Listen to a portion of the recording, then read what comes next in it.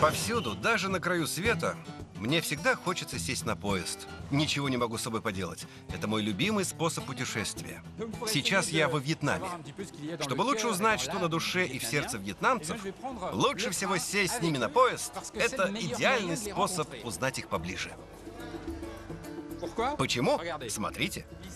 Система не изменилась с тех пор, как французы заложили первые рельсы в 19 веке.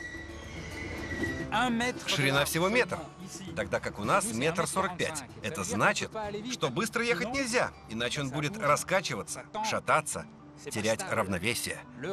Поэтому сеть вьетнамских дорог одна из самых медленных в мире.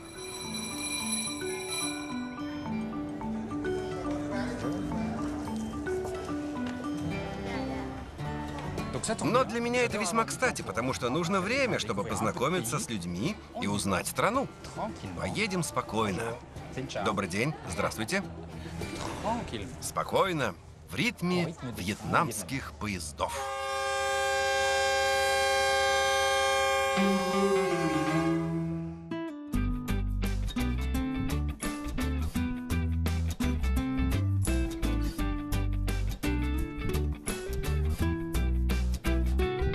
Под стук колес.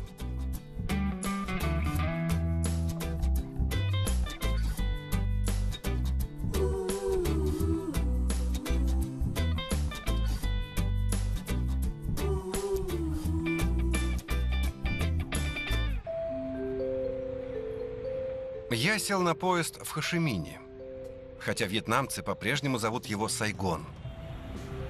По пути к вокзалу первый сюрприз. Как истинный француз, я имел романтическое представление о Сайгоне, городе романа «Любовник» Маргерит Дюрас. Спокойном, медлительном. А это оказались экономические легкие всей страны с почти китайским движением. Первое, что бросается в глаза в городе, все передвигаются на мотороллерах. Едут целыми стаями, потому что только в Сайгоне 6 миллионов мотороллеров. Машины здесь почти незаметны. Забавно. Зрительно кажется, будто это опасно. Они выскакивают со всех сторон. Однако, на самом деле, атмосфера теплая. Люди спокойны, многие едут семьями, никто не гудит. Смешно. Однако в целом обстановка очень доброжелательная.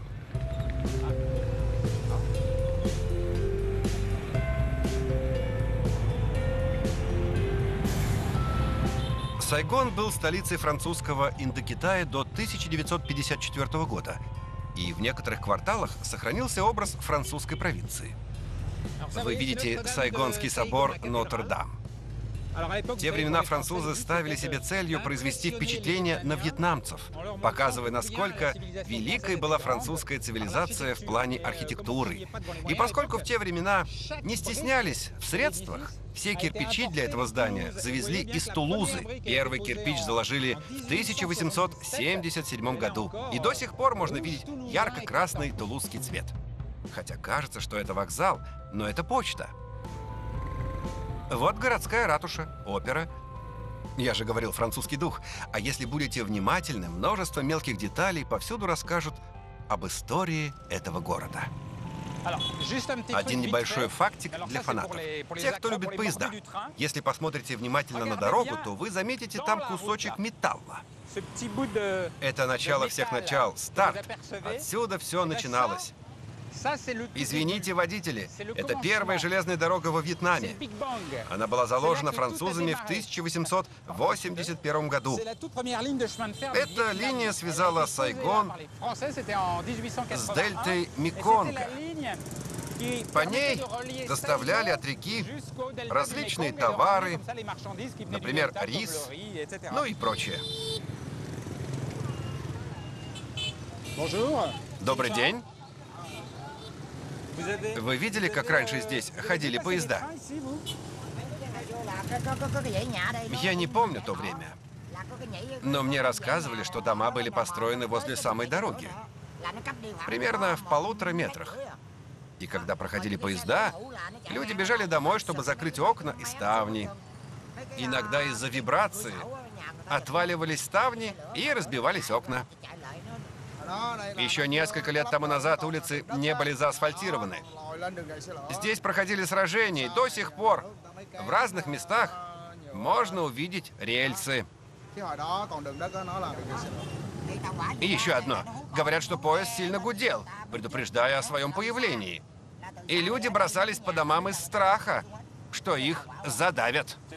Поразительная история. Большое вам спасибо. Ну что, пора ехать на вокзал. Вьетнамцы называют его «га». Это от французского слова «гар» – вокзал. Еще один французский штришок. Так что еду на «га» Сайгон. Как вы поняли, вьетнамцы привязаны к своим мотороллерам, поэтому они могут оставить его на стоянке перед тем, как сесть на поезд. Но для самых упертых есть служба – скутер на поезде, которая предлагает подготовку вашего мотороллера к поездке, его упаковку и доставку на поезде туда, куда вы направляетесь. Вы оборачиваете туалетной бумагой фару, но почему туалетная бумага? Для защиты нельзя, чтобы фара поцарапалась. Чтоб не поцарапалась. От царапин и других ударов. Роскошная услуга. А какая туалетная бумага? Двухслойная? Или другая? Да нет, годится обычная туалетная бумага. Но если будет влажно, она порвется? Нет, потому что мы проложили картон для дополнительной защиты. А что делаете с ними после того, как упакуете? После этого помещаем мотороллер в деревянный ящик для защиты от ударов на время пути. Ясно. Они там? Дальше? Да, верно. Пойдемте. На самом деле, перевозка мотороллеров на поезде – это уже роскошь. Места мало, стало быть, избранных немного, а стоимость доставки от Сайгона до Ханоя обходится в 14 евро. И это при средней зарплате вьетнамцев в 150 евро. Меня сразу же поразила еще одна вещь. Хотя Сайгон – это экономическая столица страны, вокзал тут крошечный. Надо заметить, что железнодорожную сеть лишь слегка подлатали после войны с США, и с тех пор она почти не развивалась. В итоге относительно небольшой трафик и впечатление такое, что ты на небольшом провинциальном вокзале. Можно пройти по рельсам без угрозы попасть под поезд. К тому же есть время. Поезд опаздывает на 3 часа, но все улыбаются, никто не обращает внимания на это. Все нормально. Во Вьетнаме поезд нужен не для того, чтобы доехать быстро, а чтобы преодолеть большое расстояние, не пользуясь загруженной и сложной автодорожной сетью. Скажите, сколько времени ехать до Дананга? До Дананга? Чуть более 20 часов. 20 часов? Почти. А нет поездов более быстрых? Быстрых? Сейчас подумаю. Лучше сесть на поезд СЕ-4 или СЕ-6. Они быстрее, чем этот. Вот. Быстрее этого? Этот поезд соединяет напрямую Хошимин с Ханоем. Он быстрее, но дороже. А этот дешевле? Да, дешевле, и он более аутентичный. Ясно, тогда я поеду на нем. Хорошо. Вы едете со мной? 20 остановок?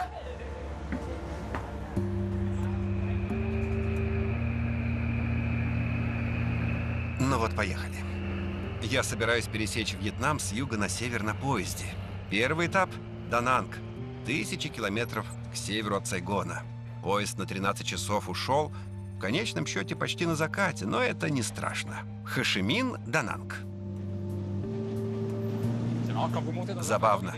Поднимаешься в вагон и видишь сплошные улыбки. 17 часов в пути. Долго, зато есть время на пару-тройку знакомств.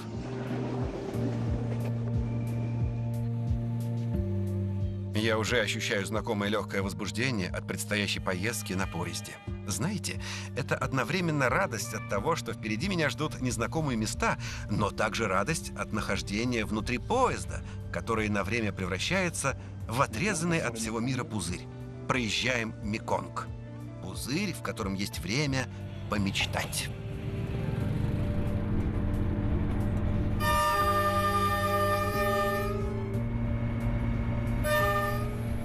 Вот самый лучший момент, когда наступает ночь. Не знаю почему, но начинаешь прислушиваться к звукам поезда. Вот что рождает мечты. 2 главных города страны – Сайгон и Ханой соединяет изрядно потрепанная одноколейка. Скорость не больше 50 км в час. И у меня есть время спокойно поболтать с вьетнамцами. Вы были с визитом в Сайгоне? Ездила к сыну, который работает на железной дороге. Он работает на поезде. Нет, он занимается рекламой железных дорог. Ясно. И вы можете путешествовать бесплатно. Нет, не бесплатно. Зато вас повсюду встречают с улыбкой. Вас встречают с улыбкой, потому что вы сами улыбаетесь. Улыбка – это нечто миролюбивое. Самое прекрасное, что мы можем предложить другим. Вьетнамская поговорка гласит, что во время встречи улыбка – это самое драгоценное, и она запоминается лучше всего. А почему вьетнамцы улыбаются лучше других? Потому что мы, вьетнамцы, очень чувствительны к подобному. Это наша чувствительная сторона. К тому же здесь такие романтические пейзажи. Это сказывается и на характере людей. Мне показалось, что улыбка также своего рода защита вьетнамцев, когда им надоедают. Я не имею в виду наш случай, но они улыбаются. Часто это первый рефлекс. Есть разные виды улыбок, но если даже считать улыбку средством защиты, то ведь она никого не убивает. Отлично. А можете показать мне защитную улыбку? Нет, это невозможно. Чтобы вышло естественно, нужна соответствующая ситуация. Тогда я приму злой вид. Но я знаю, что вы притворяетесь. Вот, есть чуток защитной улыбки. Вы меня смешите. Отлично, вы тоже меня рассмешили. Спасибо вам большое. Спокойной ночи. Suko? No. Yeah? Suko no why, yeah? Suko no yeah.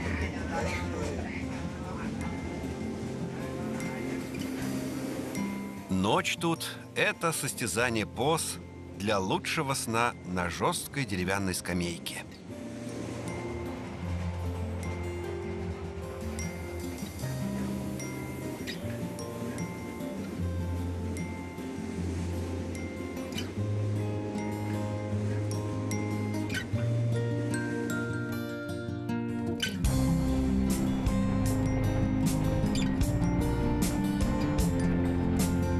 Поскольку я еще не натренировался для сна на деревянной скамейке, то проснулся рано утром, что позволило мне найти Чунгу и Чангу, двух очаровательных сонных малышек. Я не знал, что есть буддистские монашки. Конечно, есть монахини-буддистки.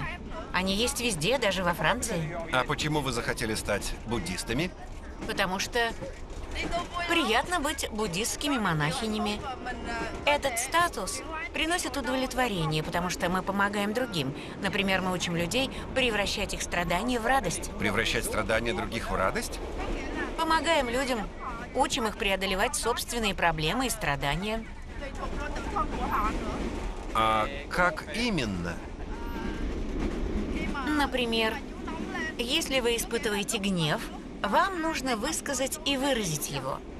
Но эти слова продолжают наполнять вас гневом, и он продолжается. И тогда нужно сосредоточиться на чем-то другом, на дыхании, например. Простое действие. Вдох, выдох. Думайте только об этом, сосредоточьтесь на нем. И если вы попробуете это сделать, то увидите, что вскоре ваш гнев начнет утихать. Есть много разных методов. Дыхание, медитация, дзен. Вы, кстати, можете провести пару дней в нашей пагоде, в Хюэ, и будете удивлены, увидев, каким счастливым станете. Мне уже хочется туда поехать. Я бы с радостью поехал с вами в пагоду. Правда? Видя, какие вы красивые, радостные, сияющие, веришь, что это может получиться? Конечно, получится. Посмотрим. Мне захотелось поехать с вами.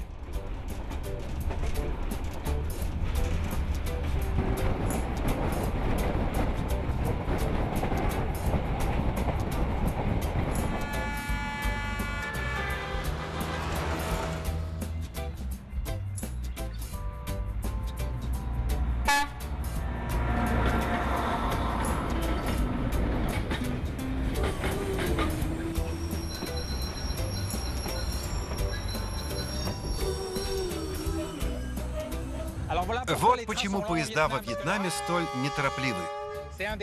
Одно из редких мест, где поезда могут разъехаться на главной ветке страны, между Сайгоном и Ханоем. И наоборот. Поэтому поезда стоят и ждут здесь друг друга. Таких мест мало. Отсюда и медлительность.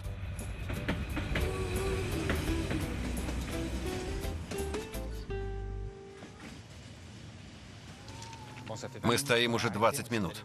Попробую выяснить, в чем дело. Тук-тук.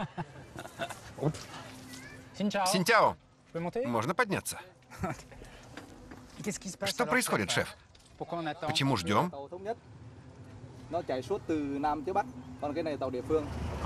Кажется, поехали. Подождете? Подождите, без меня не уезжайте.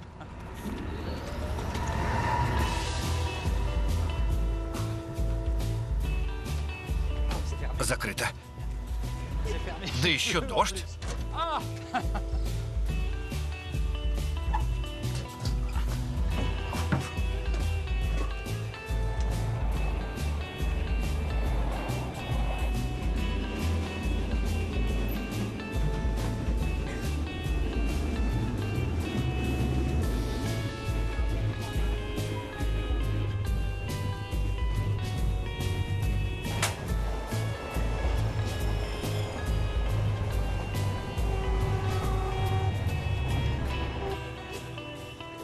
Ну вот мы прибыли в Дананг. Владельцы мотороллеров выгружают свои любимые игрушки, а я после ночи без сна решил немного шикануть и взял скутер с шофером. Я еду навстречу с месье Тьеном где-то в лесу. Месье Тьен любит это место всем сердцем, живет в одном ритме с ним. Он эксперт. Мы находимся в одном из самых невероятных мест Вьетнама, на руинах главного религиозного центра королевства Чам-Мисон. Потрясающее место. Ощущение покоя. Нечто большего, чем тишина. Это всегда так. Индуистские храмы всегда строились в отдаленных местах, в самом центре природы, потому что это место духовности, возможности прямого контакта с божествами. К тому же, как видишь, это место окружено горами, и сюда есть только одна дорога. Невозможно остаться равнодушным к тому, что тебя окружает. А поскольку горы образовывают изолированную арену внутри, твой взгляд всегда устремлен на небо и богов. Чамы были морским народом, рыбаками и пиратами. Королевство процветало в нынешнем центральном Вьетнаме со 2 по 15 века. У чамов было мало земель. В основном они занимались морской торговлей с Индией, поэтому на их культуру сильно повлиял индуизм.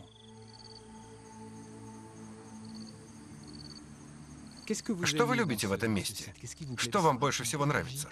Потому что тут поистине волшебная атмосфера. Трудно ответить на такой вопрос парой слов, но мне кажется, что после стольких лет, прожитых здесь, я стал лучше понимать прошлое, стал ближе к истине, стал счастливее. Здесь, в окружении этих форм и мотивов, скапливается некая мощная сила. Нет ничего застывшего. Все в состоянии постоянного преображения. А можете показать пример этого среди камней?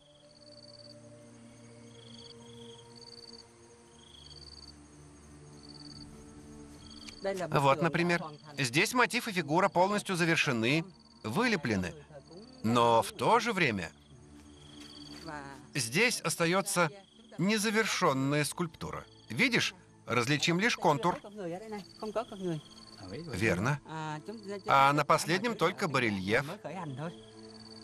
А почему художник оставил свой труд незавершенным? В этом отражена идея индуистской философии, которая отрицает абсолют, потому что он означает конец всего. То есть нельзя завершать что-то, доводить до конца, потому что это смерть. Такова идея? Не совсем так. Объясню на пальцах. Представь себе гору и тропинку на вершину. Как только ты достигнешь вершины, ты неизбежно начнешь спуск. Значит, это модель для тех, кто увидит их возможность передать смысл. Всегда нужно продолжать путь, так? Здесь ни один мотив не повторяется дважды. Можно иногда подумать, что они идентичны или симметричны, но на самом деле это не так. Это означает, что каждое новое поколение не должно быть похоже на предыдущее. Если это случится, будет катастрофа. Все беспрерывно меняется и развивается, но без повторения.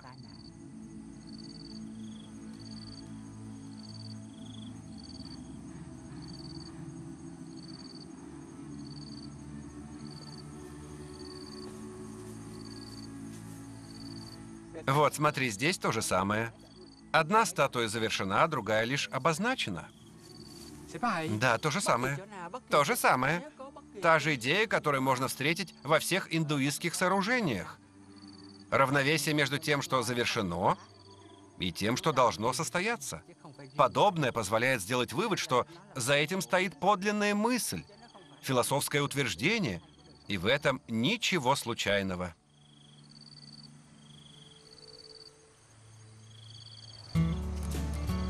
Мне нравятся эти моменты, когда друг рассказывает вам поразительные истории, стоя среди фантастического и успокоительного декора.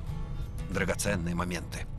Я снова отправился к вокзалу Дананга вдоль берега моря и достаточно неторопливо, чтобы осталось место для вероятных неожиданностей.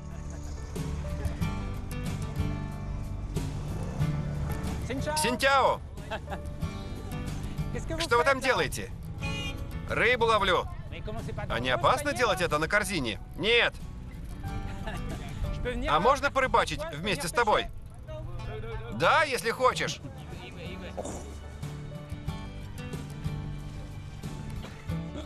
Здравствуй, как тебя зовут? Лан. Лан? Я Филипп. Ты каждый день рыбачишь здесь? Это твое место? Да, здесь мое место. Чуть дальше. Очень устойчивая штука.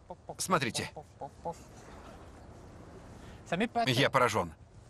Такое впечатление, что я в скорлупе яйца. А как ты рыбачишь? Что ты положил туда? Пшеничную муку. Мука привлекает рыб? Да.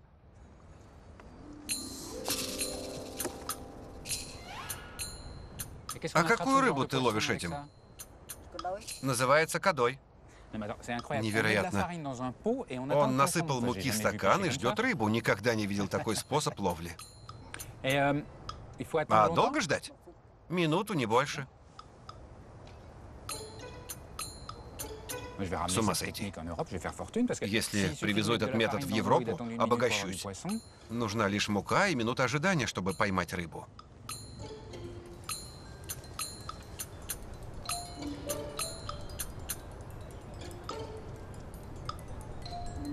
Однако прошло уже больше минуты. Ну, может, она не голодная? А сегодня они сытые. Не повезло. А если я раскачаю лодку, это их привлечет? Движение. Можно попробовать, но лучше пошуметь, чтобы разбудить их. А чем можно пошуметь? Веслами. Веслами? Да, постучи по воде. Ага, надо постучать по воде. Вот так? Впервые привлекаю рыбу, устраивая шум. Что за ерунда? Надо мной будут смеяться все рыбаки мира. Обычно же все наоборот. Получается?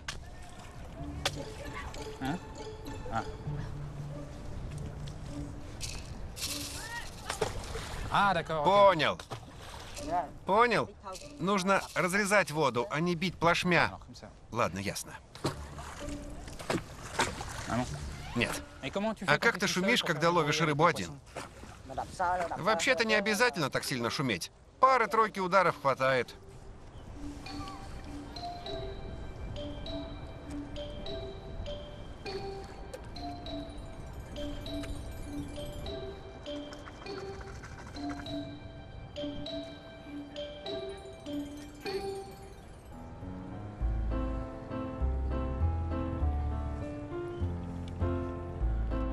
А о чем ты думаешь, когда ждешь, а рыба не клюет? Я ни о чем таком не думаю. Когда становится скучно, переписываюсь с друзьями. И долго ты рыбачишь? Рыба! Получилось! Рыбка! Хорошая рыба? Да, хорошая. Особенно если самка. А откуда ты знаешь, что это самка? Сейчас это неизвестно. Узнаю, когда съем. А, понял. Придется поделить ее на двоих. А то я уже проголодался. Очаровательный маленький рыбак. Такие встречи случаются, потому что я не люблю готовить свое путешествие заранее. Минута в минуту. Тогда не остается места для неожиданностей.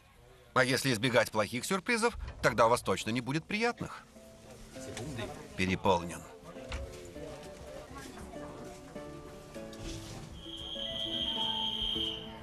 Я еду в имперский город Хюэ. Мне любопытно взглянуть на него, потому что Хюэ – это Вьетнам императоров до коммунизма. Город расположен еще в 100 километрах севернее. Дананг, Хюэ. 5 часов на поезде. Есть время для парочки сюрпризов. Забавно, это продавщицы? Они стоят на рельсах. Поезд остановился. Неясно, он остановился ради них, или они заранее знали, что он остановится.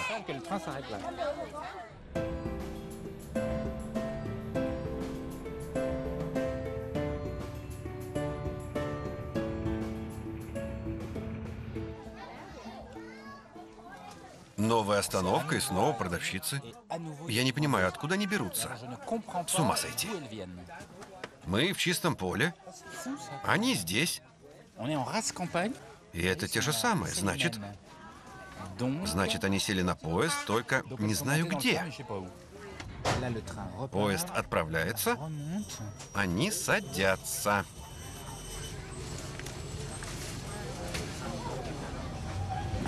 Глазам не верю. Они залезают на крышу. Все-таки торговля – опасная профессия.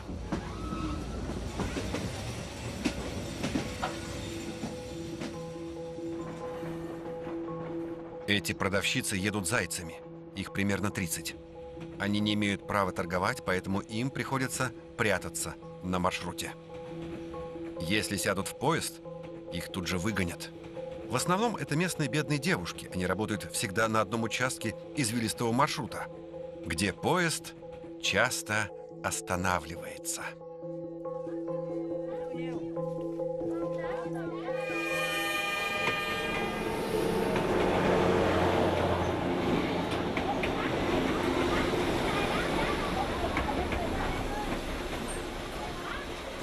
Вы что, тоже полезете на крышу? Да, прицеплюсь и заберусь. А не бывает несчастных случаев? Да, разумеется, бывают. Даже погибают люди. А вам не страшно? Вы занимаетесь этим каждый день? Мне страшно, но приходится. А почему вам приходится? Поехали.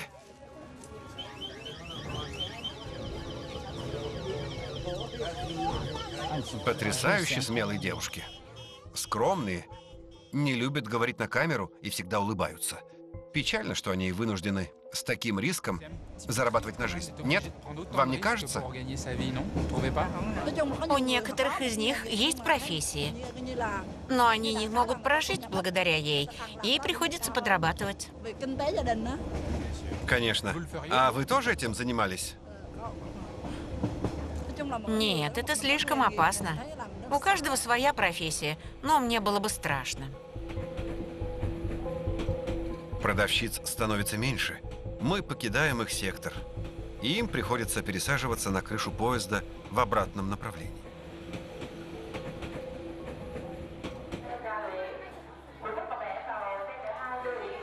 Вот и Хюэ. Имперская столица Вьетнама до 1945 года. Построен на берегу ароматной реки Хьюнг. Вьетнамцы и туристы обожают этот спокойный город, потому что это историческое наследие страны.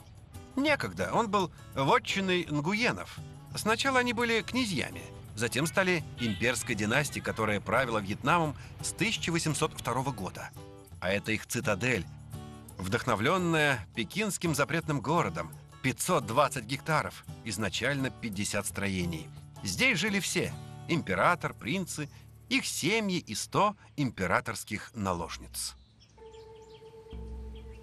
Цитадель была сильно разрушена в 1968 году, во время одного из переломных моментов войны во Вьетнаме. Наступление Тет, когда вьетконговцы засели в крепости и 2 месяца сражались в осаде с американцами. Только в 90-е годы с ростом туризма началось восстановление комплекса. Я сразу же почувствовал безмятежность в тех местах, что не были разрушены. Все продумано. Высота зданий. Каждая форма и каждая тропинка демонстрируют стабильность и душевный покой. Вот 9 династических урн, каждая весом 2 тонны, тяжелые и устойчивые. Они символизировали собой мощь и устойчивость империи Нгуен. Если хотите знать, как выглядели эти нгуены, достаточно зайти в посвященный им храм. В центре, само собой, основатель Тхэто с дарами вокруг портрета. Ему даже подносят золотые и серебряные слитки. На мой взгляд, они поддельные. А рядом его сын, который вел насыщенную жизнь. У него было 30 жен, 300 наложниц и 142 ребенка. Это не пошло ему на пользу, и он умер молодым. Разные императоры из рода Нгуен похоронены вокруг. Это гробница Зыктонга, который заставил 3000 человек сооружать свой мавзолей в течение 3 лет. И здесь снова ощущение покоя и безмятежности.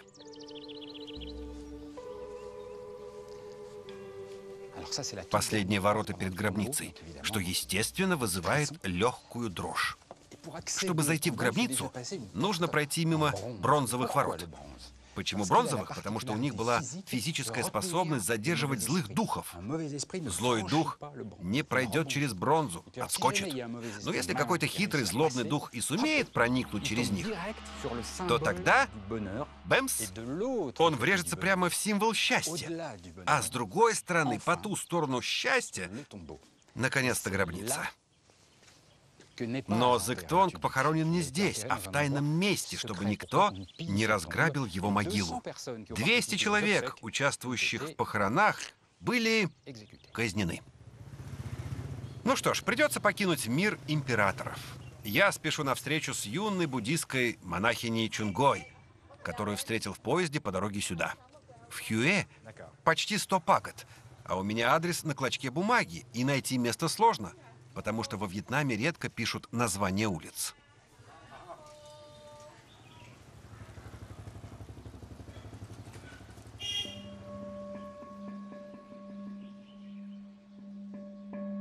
Я подумал, что мне повезло оказаться в подобном месте.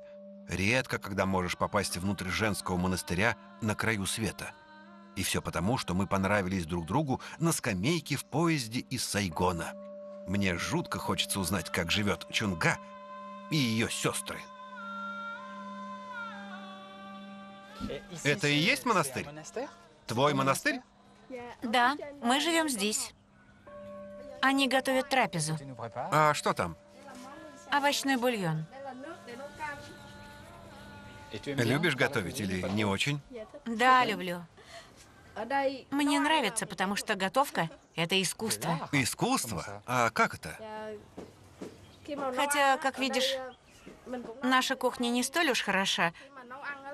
Важнее всего настроение и счастье, которое вкладываешь в пищу.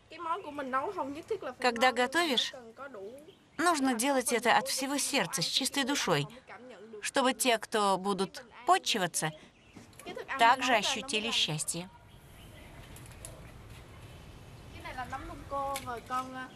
А здесь мы отбиваем грибы, прежде чем их готовить.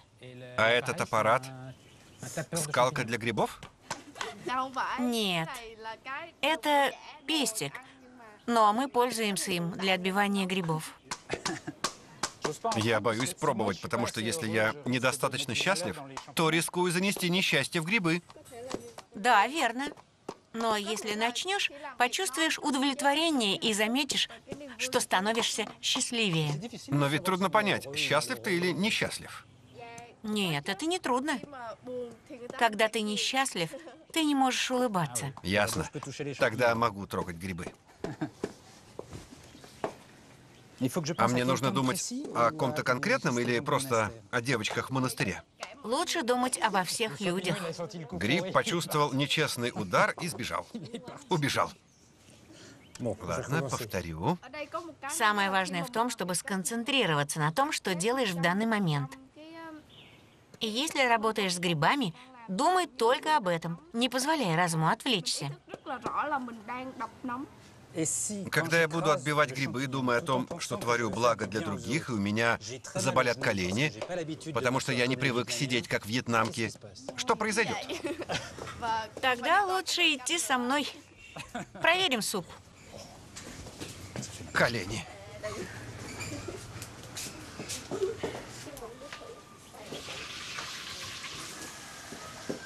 Суп со стопроцентным счастьем должен быть вкусным. Да, вкусный. Просто супер.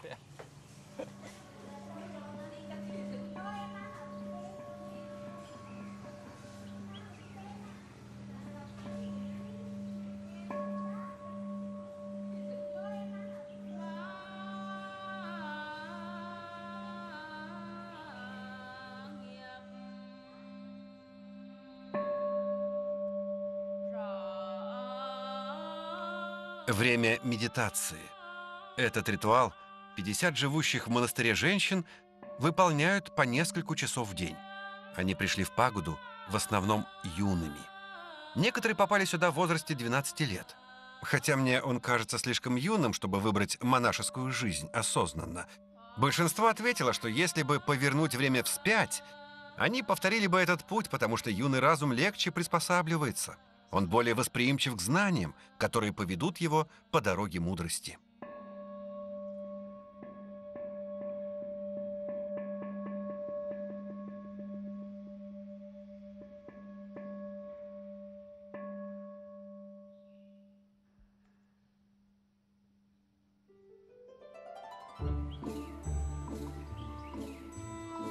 Сестры свободны в выборе. Они могут покинуть пагоду, если их не устроит такая жизнь. Их не заточат в монастыре. Если они пожелают, то смогут даже вернуться. Правила здесь строгие. Никаких мужчин, никакой сексуальной жизни, спиртного. Жизнь расписана по минутам. Занятия должны смягчать тело и разум, чтобы они могли взаимодействовать каждое мгновение. Цель – пребывать постоянно в каждый прожитый миг в ясном сознании и безмятежности.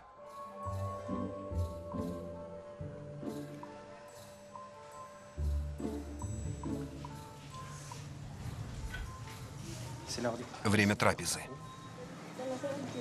Мы собираемся здесь на трапезу. Полная тишина. Да, мы не настроены на разговоры во время еды. Обед. Всего 3 кастрюли на 50 человек? Мы мало едим, чтобы чувствовать себя комфортно во время вечерней медитации. Одного котелка хватает на 50 человек. Еще останется, сам увидишь. Это полезная диета. Если есть много, будешь трудно размышлять, не так ли? Да, когда много ешь, труднее дышать. А ночью не возникает голод? Нет, мы уже привыкли. А день длится с которого часа до которого? Мы встаем в половине 4, а ложимся после последней медитации в 10 вечера. С половины 4 до 22? Так мало спите? Мало едите, мало спите. Что-то мне расхотелось становиться буддистом. Признаю, что был счастлив в нашей встрече в поезде. Я тоже была рада с тобой познакомиться. У тебя такое лучистое, счастливое и улыбающееся лицо, что я не знаю, почему ощутил покой рядом с тобой. Потому что я этим и занимаюсь. А кто свел нас в поезде? Будда? Господь или... Ну, это, наверное, судьба. Желаю тебе много счастья. Надеюсь, что ты останешься такой же счастливой и лучащейся на всю жизнь. А я, в свою очередь, желаю тебе радости, а также найти счастье. Главное, не забывай улыбаться каждый день. Помни, как только встанешь, сразу улыбайся. И все будет хорошо. Ладно, для этого буду вспоминать твой образ и улыбку. Большое тебе спасибо. Тебе большое спасибо. Огромное спасибо. Хюэ, Ханой. Помня улыбку Чунги, я сел в ночной поезд и отправился в Ханой, столицу страны. После ночной поездки мне не терпится открыть для себя этот город с тысячелетней историей, что просыпается рано. 6 утра. Как только показалось солнце, все уже на ногах.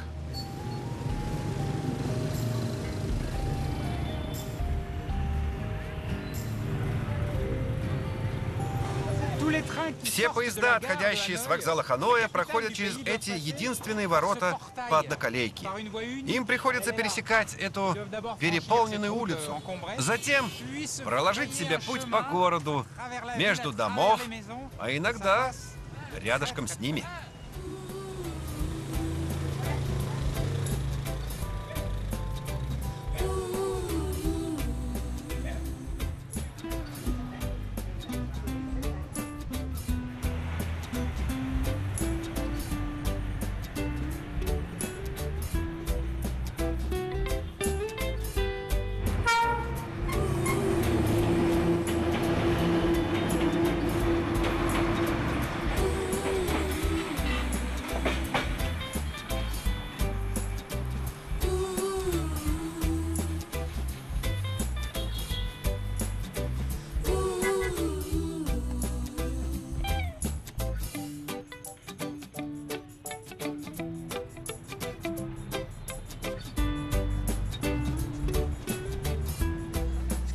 В чем недостатки и преимущества жизни возле железной дороги? Мы видим, как поезда проходят рядом, а по ночам они жутко шумят. Вы живете слишком близко, в 2 метрах фактически. А еще пассажирские поезда проезжают очень медленно, а товарные длинные и шумные. Ясно. А пассажиры машут вам руками. Может, вы успеваете чем-то обменяться? Да, мы им машем. Правда? И они отвечают? А вы посылаете им воздушные поцелуи? А машинист заметит, если вы вдруг окажетесь на рельсах. Он замедлит ход, даст предупредительный сигнал, да? Да, конечно. Иногда он специально ждет, когда я окажусь рядом, и сигналит так, чтобы я подскакивала. Вот, пожалуйста.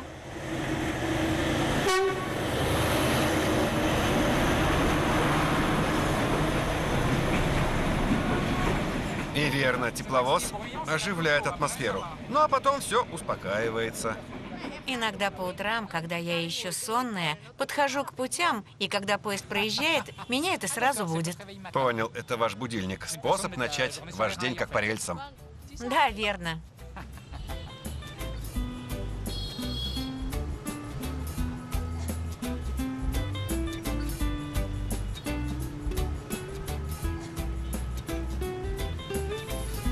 Ханой. Я не ожидал увидеть такой город. В высшей мере симпатичный и человечный город. С вьетнамцами, которые любят жить и заниматься делами на улице. Мы находимся в старом Ханое. Квартал был основан в 15 веке. Ширина домов не больше 3-4 метров. Здесь все для людей. Чувствуешь себя здесь хорошо. У каждой улочки своя специализация. Например, эта улица медных изделий. В начале справа была улица жестянщиков.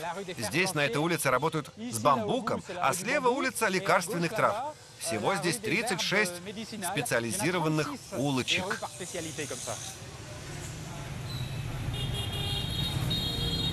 Поток скутеристов не ослабевает, но, как всегда, со спокойствием и уважением. А я нашел улицу религиозных подношений, одно из самых удивительных мест Ханоя. Они покупают банкноты. Добрый день. Синтяо. Добрый день. Говорите по-французски? Да, Вы покупаете банкноты? да. Долларовые чеки и банкноты по 1000 евро. 1000 евро? Да. Да они же не настоящие. Нет, конечно. Это для мертвых. Мертвых? То есть...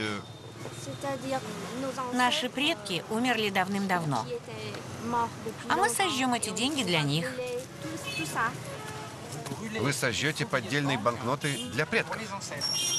Да. Это одна из наших традиций. Еще домики. И что вы делаете с домиками? Сжигаем. Сжигаете дома? Да, дома. А машины? И машины, и телефоны тоже. И правда, это же телефон. Еще украшения. Да, и украшения тоже. Вы сжигаете, думая, что это все попадет к мертвым? Да, и мертвые смогут использовать это на том свете. Сжигая банкноту в 1000 евро, вы как бы совершаете банковский перевод в загробный мир. Да, именно так. Я-то думал, что умерев, можно жить спокойно, не думая о деньгах. Так все налажено. Возможно, европейцы так думают, но мы, азиаты, считаем, что они живут там так же, как и мы. Уж не знаю, хорошая это новость или нет. Так что вы купите? Евро? Да, евро. Ну и еще золото. Слитки золота? Да. Да вы завалите их деньгами. Ладно, позволю вам сделать покупки.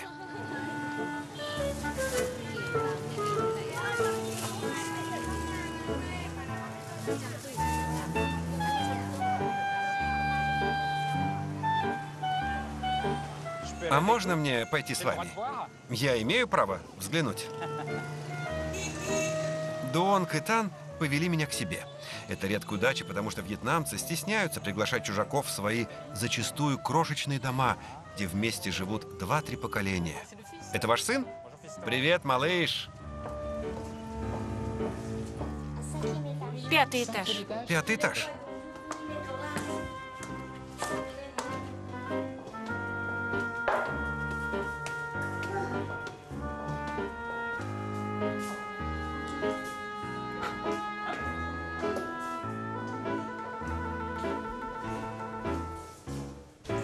Я не понял, как устроен дом.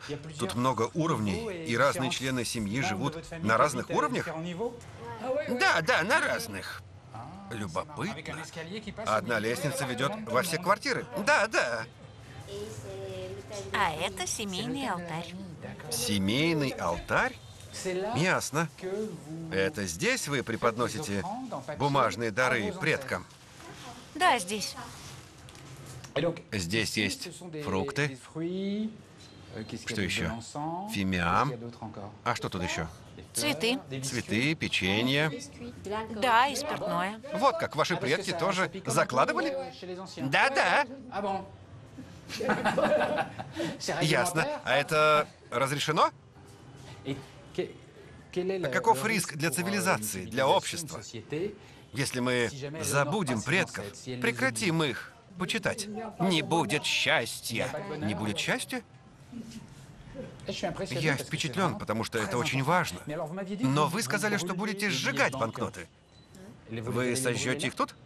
Нет, не здесь. А где же? На дороге.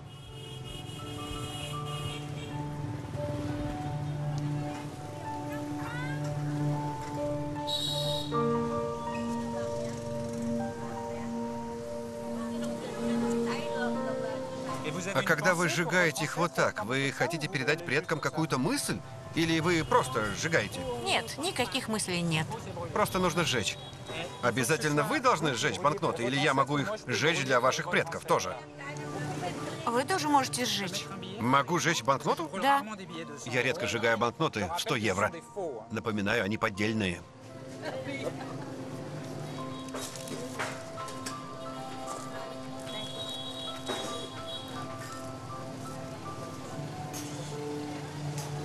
Хотите еще? 500 евро меня смущают. Хотя это наслаждение.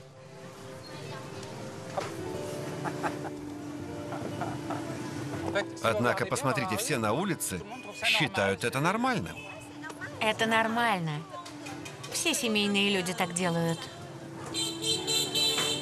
А как вы узнаете, довольны ли ваши предки этим подарком? Мы чувствуем, когда они довольны. Наверное, они там в восторге. Да.